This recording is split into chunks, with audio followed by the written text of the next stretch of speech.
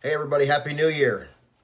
I wanted to make my first video of 2022 and we're going to kick it off with me continuing my classic album review series. Today we're going to talk about the birth of this guy, which in my opinion came in this moment.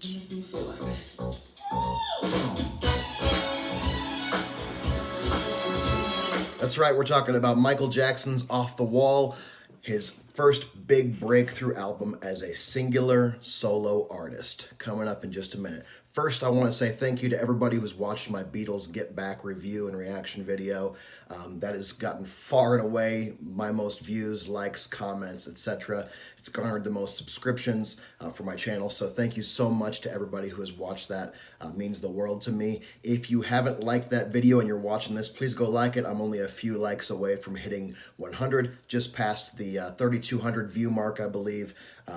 Pales in comparison to some channels, but a big deal for this one, so I'm trying to grow this year, one of my big goals, so I really appreciate the support. If you haven't already, please subscribe to my channel, like this video as well and any others, and of course, as always, comment down below and share your experiences with today's topic. So, Off the Wall, Michael Jackson's fifth solo record, but his first one that was completely separated from Motown Records, completely separated from the Jackson 5, his brothers, of course, and really the beginning of his being an independent solo artist.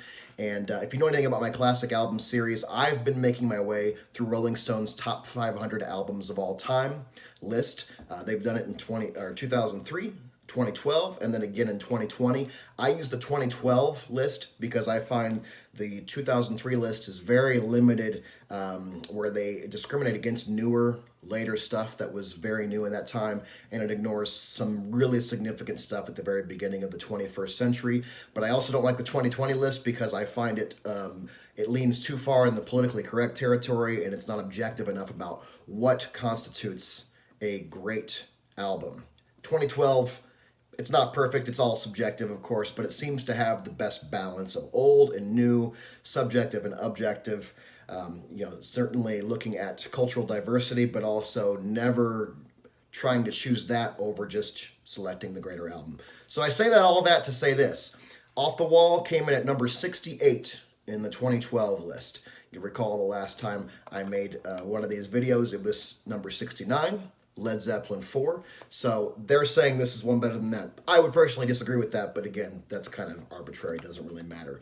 So here we are, Epic Records, Michael Jackson, 1979. Started recording it at the tail end of 78, and he really found his voice here. What you'll find, that the reason I opened up with the beginning of Don't Stop Till You Get Enough, that first high-pitched squeal, is that's the first time that Michael in his career really feels like the Michael Jackson that we know. And it's the beginning of his huge dominance over the 80s. The only person who rivaled him in the 80s in terms of domination over the charts and over popularity is Madonna, but she still can't hold a candle to the longevity and the peaks of what Michael Jackson achieved in that decade and continued to into the 90s. Now, his name obviously stokes a lot of fires of controversy. I am not here to talk about anything to do with Michael Jackson, the person, or anything you believe about him, or you've heard about him, or you've watched or read about him. I am simply here to talk about the music, and the music is brilliant.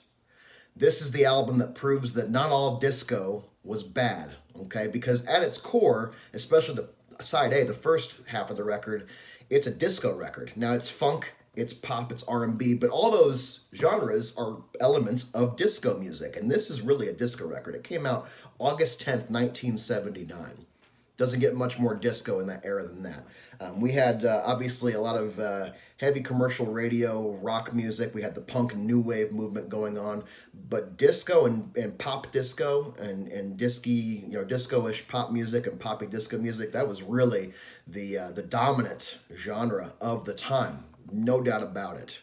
If you look at the charts, you'll see that all the top singles, not all, but most of them were disco music. So he was a man of the times. However, he still has that singular Michael Jackson thing where nobody really sounds like him. And I don't just mean his voice. I mean the whole style, the delivery, the approach. And Quincy Jones, of course, has a huge part of that. This is the first record in Michael's career that Quincy Jones would produce. And Quincy has such a knack and talent for finding the best way to complement what Michael did. He had such a knack for it. So the arrangements, all the horns, the dance rhythms, most of that comes from the mind and the talent of Quincy Jones. He would, of course, go on to produce Thriller next, a few years later. Some say that they consider this superior to Thriller. I understand that argument, but I certainly wouldn't agree. And I'm going to get into this in a little bit, I would certainly consider the second half, side two of Off the Wall, to be a bit weaker than side one, and I don't think Thriller has a weak moment. When The Lady in My Life is the weakest track on the album, in my opinion, or maybe The Girl Is Mine if you don't like the schmaltzy cheese pop music with Paul McCartney, if those are the weakest moments, it's damn near a perfect record. Off the Wall, I wouldn't call perfect, just a notch below. If I'm doing a 10 scale, I give it a 9 out of 10. But what you find here is I mean, Don't Stop Till You Get Enough and Rock With You is about as awesome as a one-two punch to open a record as you could have, especially in the world of dance pop, R&B, soul music. What you have are rhythms that sound of their time and yet are timeless simultaneously. Somehow, Quincy Jones and Michael Jackson found a way to do that. Some of that has to do with Rod Temperton, his writing.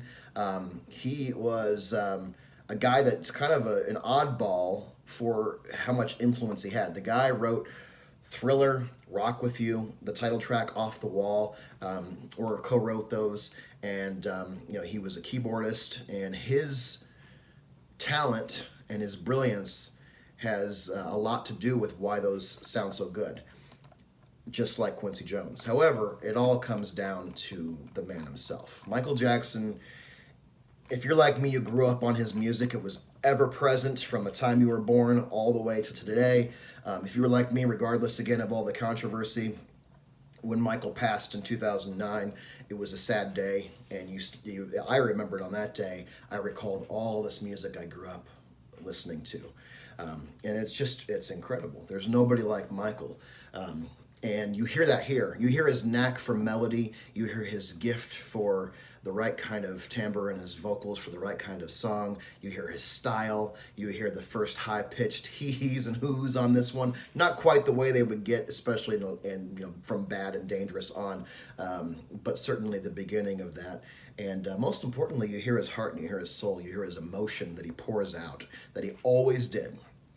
Michael, for as heavily produced as all of his records, especially would become later, but even starting here, as heavily produced as they were, none of it ever sounded inauthentic. Michael always came across as very genuine with whatever he was singing about, whether he's saying Cut Loose on the title track Off the Wall or Working Day and Night, where he's just talking about getting loose, get on the floor, those more party disco songs, or he's talking about romance with Rock With You, or Heartbreak and She's Out of My Life.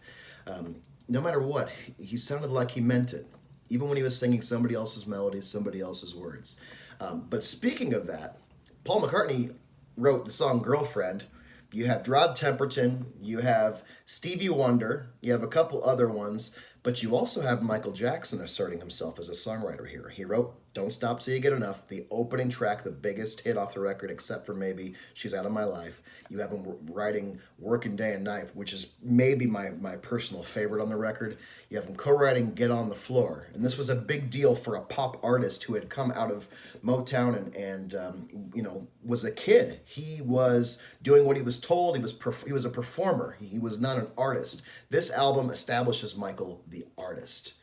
And every time you hear his vocal flourishes, you hear his nuance, and especially the moment you hear him break down at the end of She's Out of My Life, you realize there's something going on there that is so unique, and it's the first component of why I personally consider him. He's not my favorite artist ever, but I consider him the single greatest solo entertainer in music history, above Elvis Presley, above Madonna, above more down-to-earth artists like a Bob Dylan or a James Taylor. Michael Jackson had it all. He could compose. He could dance, obviously. He could collaborate with other artists. He could create a conceptual vision, whether it's the Thriller video or it's each of these albums or Bad, that video. There's so many different things. His Moonwalker film, which is kind of poor, but he does have a singular vision there. He was just a visionary. And then, like I'm talking about here, he could sing. people, I think somehow, even though he's one of the biggest artists in the history of popular music, the king of pop, people still underrate him as a vocalist. And you hear it all over this record. And it seems appropriate that we're talking about Off the Wall as we wrap up our first week of 2022. I don't know about you, but getting back in the groove of work this week was a bit of a challenge. And it's nice to have a reminder to leave my 9 to 5 up on the shelf and just enjoy myself and remember what's important. And that's what this record is about to me. So, having said that, I will leave you on this one. I'll put the link in here for how you can go listen to the record, whether you want to do it on Spotify or here on YouTube. But I'll leave you with just a little snippet of what to remember as you head into your weekend, and know that there's nobody like Michael. And I'm grateful for the gift of his music. Again, regardless of all the personal things that came later, the sensationalism, what the media said, what he did or didn't do, we're not there, we don't know. Regardless of all that, he left behind a legacy of incredible music, especially starting here with Off the Wall in 1979. So, enjoy your weekend, guys.